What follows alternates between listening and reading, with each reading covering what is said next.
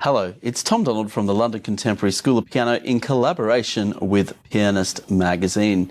Today, we're going to explore an introduction to jazz harmony and an introduction to jazz piano concepts.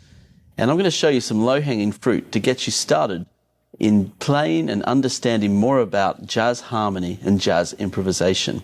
The first place to start when playing jazz harmony and understanding the jazz idiom in general is the blues.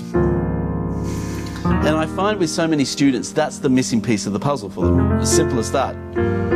The thing is, jazz is so rooted in the blues tradition, so understanding just a bit more about the blues musical language makes such a big difference. And if you're finding these videos as part of this video series for Pianist Magazine, if you're finding them helpful and they're helping your practice, please feel free to head on over to our website, contemporaryschoolofpiano.com, where you can get a free resources pack that assist many of these videos and also will assist your practice on many of these concepts that we're talking about. And you'll just have some lead sheets and PDF files that you can refer to help your practice in these concepts. Because a lot of this is not rocket science, it's just application of new ideas for your piano playing, which is quite exciting. So let's dig in and get started.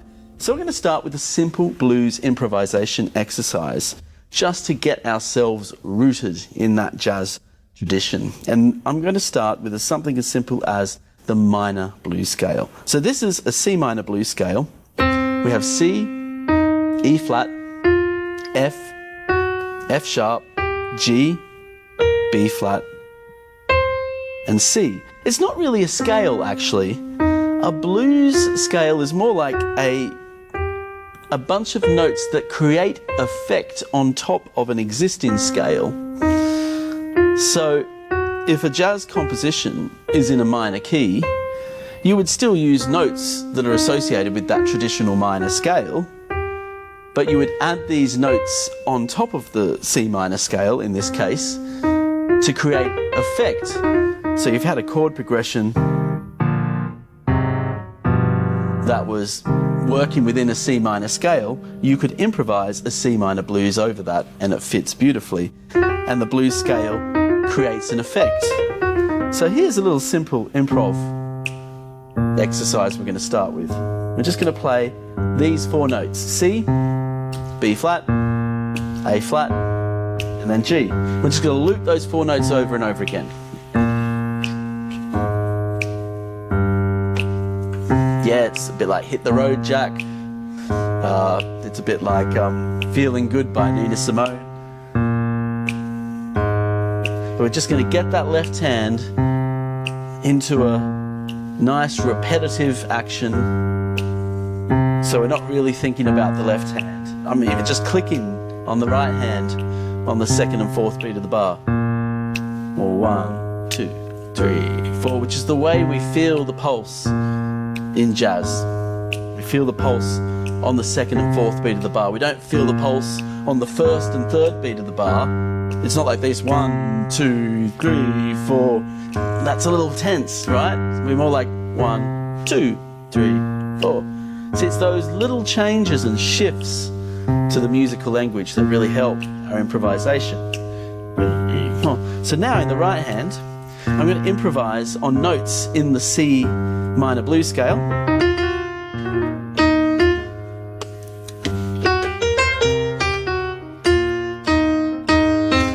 Maybe I'll just start with the first three notes of the blues scale, just to keep it simple and just to get a nice start.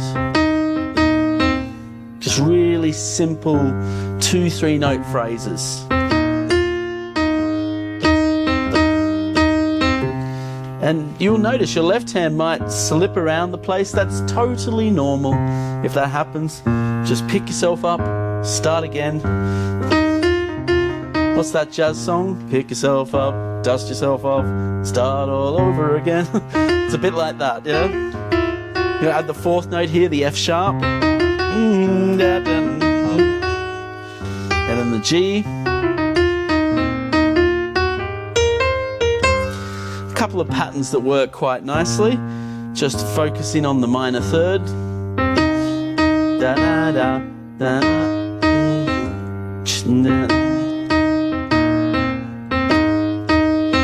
Or focusing on the top 3 notes of the scale.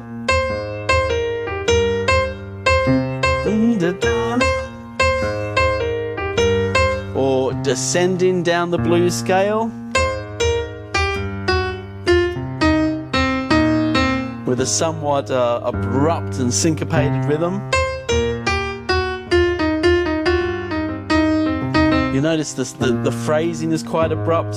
It's a bit like I'm trying to sound like a horn, not just a piano. And then this technique, I call this the gossip technique. I'm still only using notes in the C minor blues.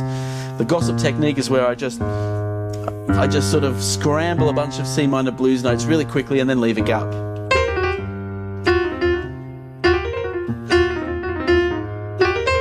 I go to different octaves and do this.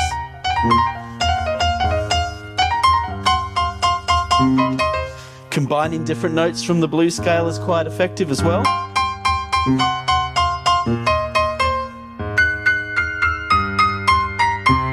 This is the sort of mad things we get up to with our students here at the London Contemporary School of Piano, here at the Bluthner Centre in Baker Street.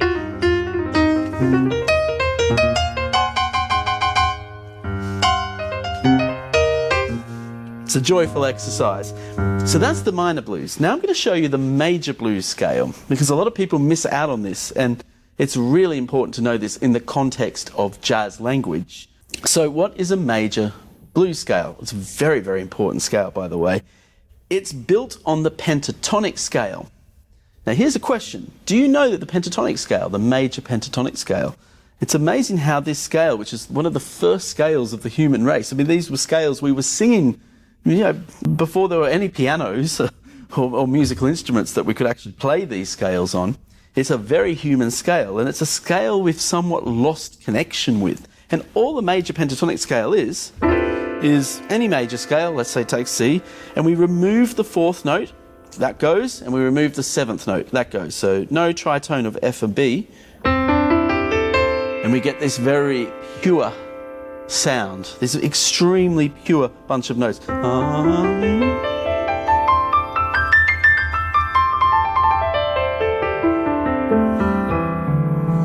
Every culture on this planet has used the pentatonic scale in one way or another to express folk music, to sing, to create something. It's just the question of what did we add later on to spice things up a little bit. And this is the genius of the blues scale, the major blues scale in this case. It's a pentatonic scale, a major pentatonic scale, with a flattened 3rd note. So we flatten the E, we turn it into a D sharp, but we keep the E as well, and we get this combination of notes.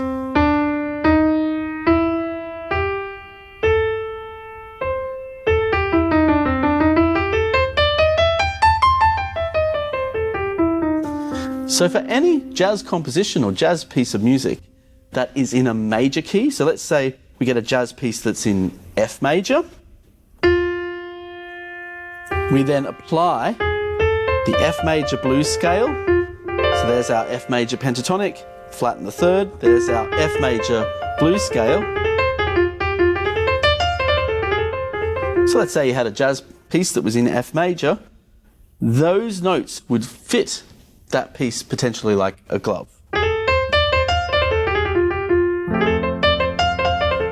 In combination also with the minor blues scale. So they actually both work together really, really well.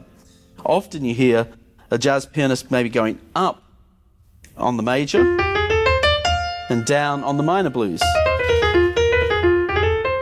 So you get this world where major and minor are parallel and pretty much interlinked, almost at the same time, to get these sort of effects. And you know when that sort of thing is taking place, you've entered a blues or jazz paradigm rather than a classical paradigm. I don't think this is the sort of thing Mozart would have done, despite improvising. There's one common language, is improvisation, but not this mixture of major and minor at a simultaneous level. Not until at least neoclassicism anyway. So if I just get a bunch of chords that have a nice jazz turnaround pattern like F major, D7, G7, C7, my F major blues scale fits it like a glove. But I can also add my F minor blues for a bit of extra dissonance and effect.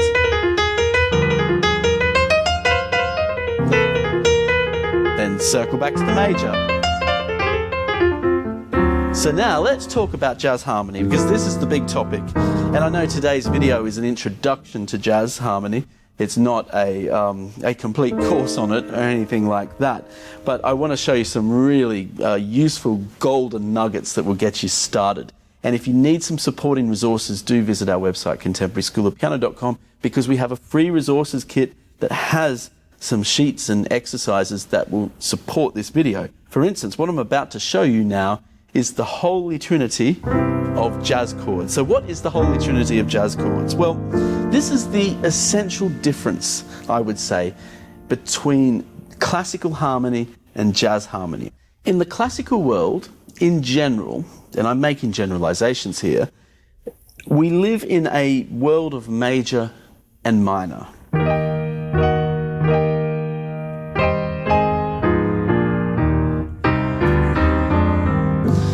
So it's a world of major and minor dancing with each other. And that is really a classical construct. I'm not going to make cliches like major's happy, minor is sad, but they just have different emotions and they're mixed together. Composers mix major and minor together to create beautiful music. The jazz world, however, is not as clearly defined as just being major and minor, though there is repertoire in major and minor keys. Jazz harmony is more of a three-party system, and that's what this holy trinity of jazz chords are. And if you head on over to our website, you can get that holy trinity of jazz chords lead sheet from our resources kit. So the three-party system is that we have major 7, dominant 7, and minor 7. Now, it's not to say that these chords don't exist in classical music, because they do. I mean, C major, D minor 7, G7, C major, A minor, D7, G major, C major 7. So there's lots of jazz going on in classical music, don't get me wrong. But the difference is that the function of jazz harmony is that major 7 and dominant 7 becomes a different relationship of two sets of chords that can be used across keys to glue different keys together, and they start to have their own identity. In classical music, a dominant 7 is usually just a leading chord that takes us somewhere else, like that. But in jazz, a dominant 7th chord can be plugged into any chord to create a blues-like effect. Likewise, a major 7 chord is used to create a more, what would you say, static, quite lush effect. So you now have this world where you've got major 7 harmonies, dominant 7 harmonies, and then minor 7 harmonies. And minor 7 functions quite differently in jazz as well. The function of a minor 7 in jazz is almost a way of making a minor chord sound quite mellow rather than just nostalgic. I can't quite explain it in words, but I can show you how it might work in a chord progression. I'm just going to create a random, and I promise you I'm not thinking about the chords here. I'm just randomly going to put any chord I want together, and you can try this yourself because it's really fun.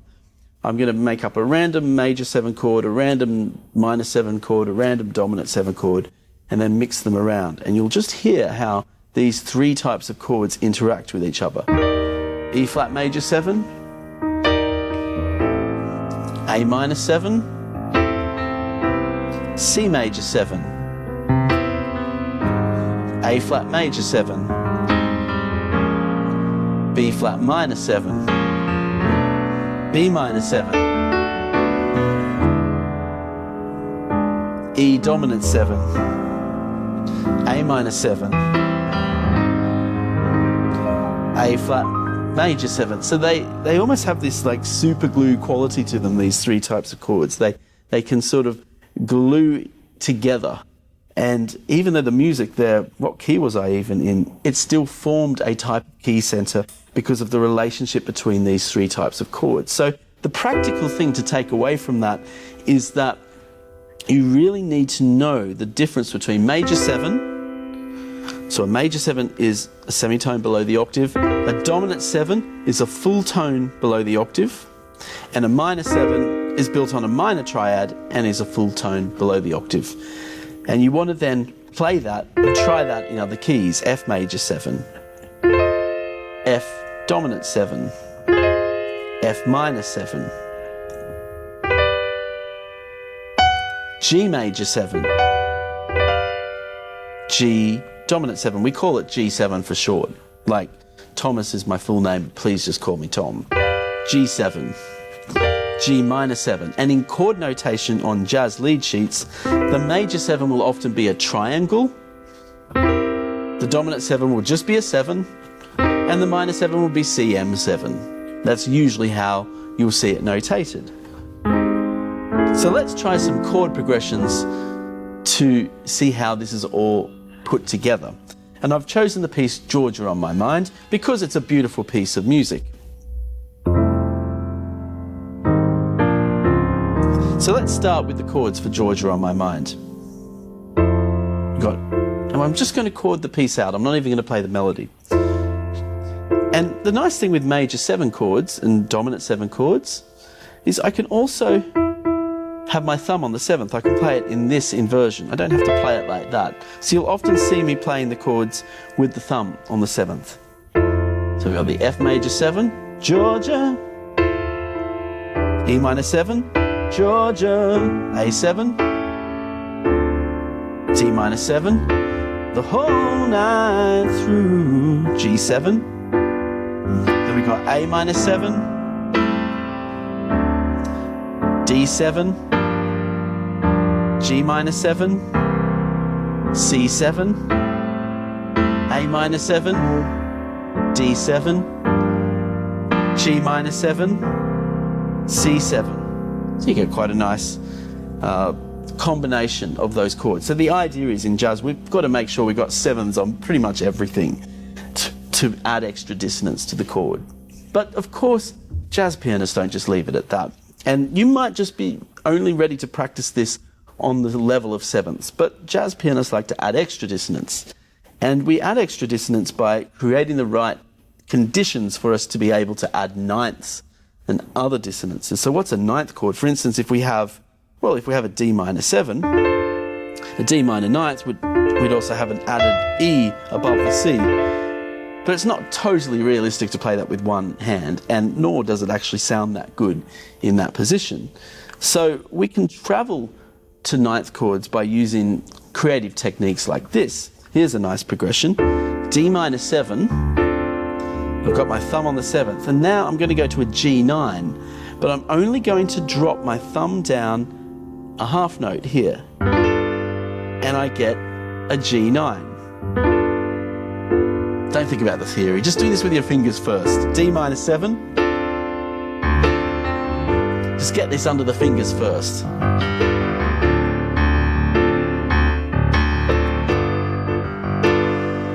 So I'm going D minor 7,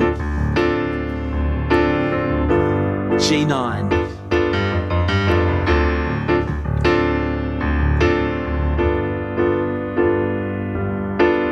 So this is a D minor 7, and this is a G9 because I've got the G in the bass, B, that's the 3rd, 5th, 7th, 9th. Pretty nice tidy move, isn't it, that one? So I'm going to add those types of moves to Georgia on My Mind now, and we get these sorts of effects. So we're building out the chord progression now. F major 7, E minor 7, A9, D minor 7, G9, A minor 7, D9, G minor 7, C9, A minor 7, D9, G minor 7, C9. And so that really brought it to life, adding those ninth chords in those very comfortable sequences. I was just dropping one note at a time. Now I'm going to take it up another notch from there, and I'll probably lose some of you. So if that's the case, just listen to the sound, enjoy it. Remember that you're on your own path here. Start with the sevenths first. Master those sevenths. Major 7, dominant 7, minor 7. And you can go to our website, contemporaryschoolofpiano.com, to get our free resources kit, which has the holy trinity of jazz chords lead sheet, which is really helpful tool for practicing this. But let's now just go up a notch. We've got, see if you can keep up with me, F major 7, E minor 9, A13, D minor 9, G13, A minor 9, D13, G minor 9, C13. So I'm just again transforming those patterns to give them even more chordal density. But let's just strip things back a bit now. We're just going back to seventh chords.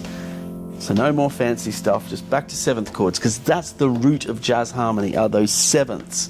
That's the key here. So we're going to play these seventh chords in the left hand from Georgia on My Mind. F major 7. Because we're going to improvise in the right hand. Now,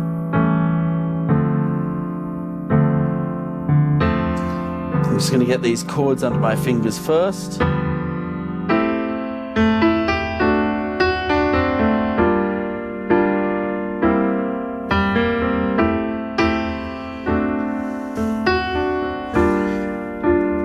So this is in the key of F major, this piece. So what scale fits in the key of F major if we're playing in a jazz or blues setting?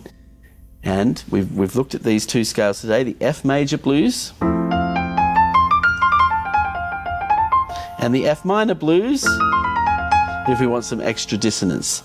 So we're going to be playing I'm going to be improvising 80% F major blues and 20% F minor blues, and you'll hear how the two work beautifully together as a melting pot, with the chords in the left hand.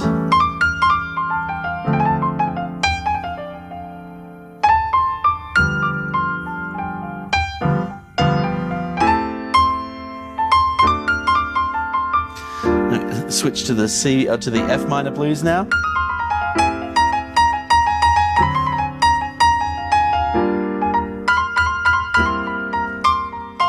Back to the major again.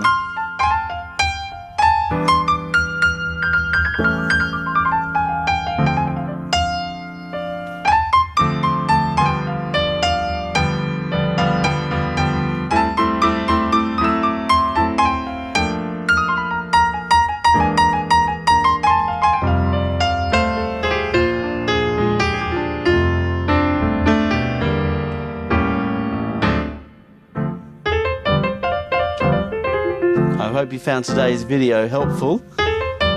Just giving you a start into the vortex, or the groove of jazz harmony.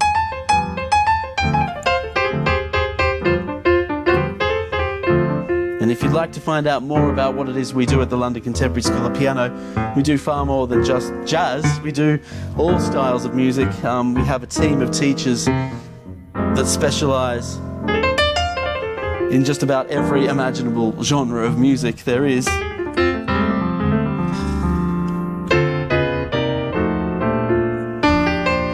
And we're so privileged to be based here at the Blutner Piano Centre here on Baker Street in London.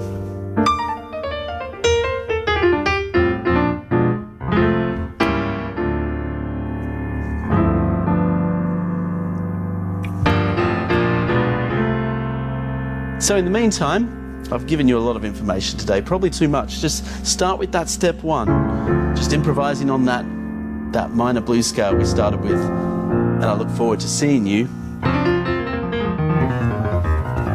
on the next video.